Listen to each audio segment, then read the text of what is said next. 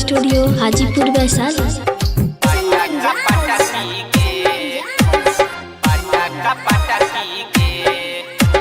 सुन के पतारा के सुना के मोटकी सुना के छोटकी गे आगे सुन के पतारा के सुना के मोटकी सुना के छोटकी गे आगे डीजे वाला के मारो ही काहे अखिया से मोटकी गे आगे नाचा ही ऐसे जैसे कारोनी पटाका पटकी गे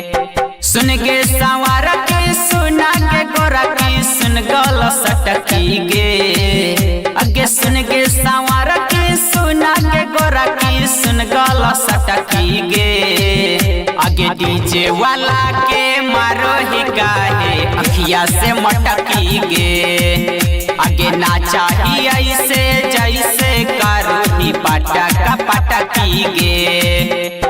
नाचा ही ऐसे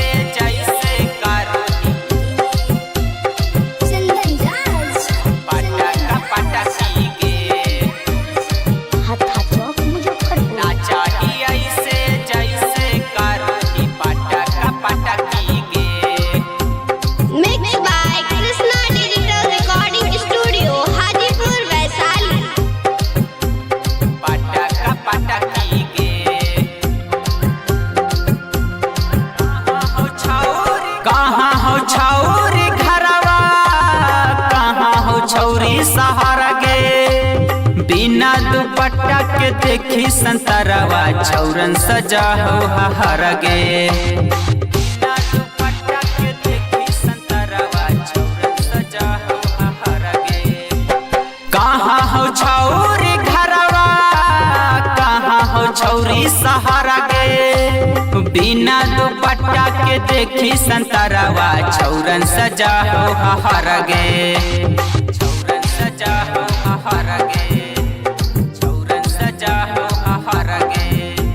सुन के सवार के सुना के गोरा की सुन गल सटकी गे आगे सुन के सवार के सुना के गोरा की सुन गल सटकी गे आगे डीजे वाला के मारो ही काहे अखिया से मटकी गे आगे नाचा ही ऐसे जैसे कारोनी पटाका पटकी गे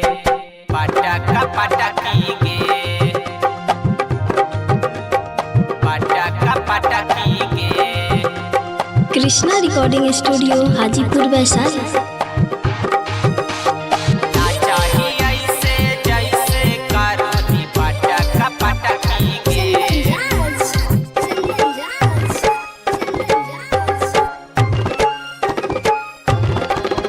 अगे के कारा हाथ के खाही बर्गर औरी पिज्जा डीजे वाला के तोरा बहिनी काहो हो जीजा जीजा डीजे वाला के तोरा बहिनी काहो हो जीजा जीजा के कारा हाथ से खाही बर्गर और पिज्जा डीजे वाला के तोरा बहिनी काहो हो जीजा जीजा काहो हो जीजा जीजा कूदी कूदी बनावो ही रील विकास से लटकी गे आगे कूदी कूदी बनावो ही रील कृष्णा से लटकी गे